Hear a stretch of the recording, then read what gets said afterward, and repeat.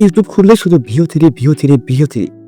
সব জায়গায় বলে ফ্রি, কিন্তু একটা জিনিস কেউ বলে না।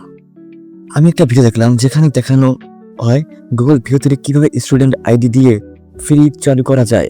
আমি সেই ভিডিওটা ধরে প্রতিটা স্টেপ ফলো করলাম, কোথায় কি হবে, কি দিতে হবে সব করলাম, কিন্তু ভিডিও শেষ হয়ে গেল আর আমি আটকে গেলাম।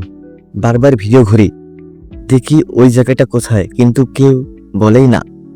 আমি পরে আরো অনেক ভিডিও দেখলাম, কিন্তু কেউ বলছে না যে একদম শেষে গিয়ে গুগল ভিও থ্রি চালু করতে হলে ক্রেডিট কার্ড লাগে। স্টুডেন্ট আইডি দিলে সেটা যথেষ্ট না। এই ব্যাপারটা সবাই ইচ্ছা করে চেপে যায়, কারণ এই কথাটা শুনলে ভিউয়ার্সরা 100 জনের মধ্যে 85 জনাই ভিডিও থেকে বের হয়ে যাবে, কারণ 100-র মধ্যে 85 ভাগ মানুষের বর্তমানে অথবা ক্রেডিট কার্ড নেই। গুগল সত্যি ফ্রিতে চালাতে দেয়, এটা ঠিক, বাট ক্রেডিট কার্ড ছাড়া এটা কখনোই সম্ভব না। আপনারা যদি আমার মতো সেম অবস্থায় পড়ে থাকেন তাহলে হয়তো ব্যাপারটা বুঝতে পারছেন। যাদের ক্রেডিট কার্ড নেই তারা এখনো সময় অপচয় আর করিয়েন না।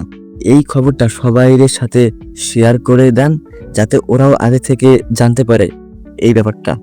আপনার মতামত কি ভিডিওটিতে অবশ্যই কমেন্ট করে জানিবেন। ধন্যবাদ। আসসালামু আলাইকুম।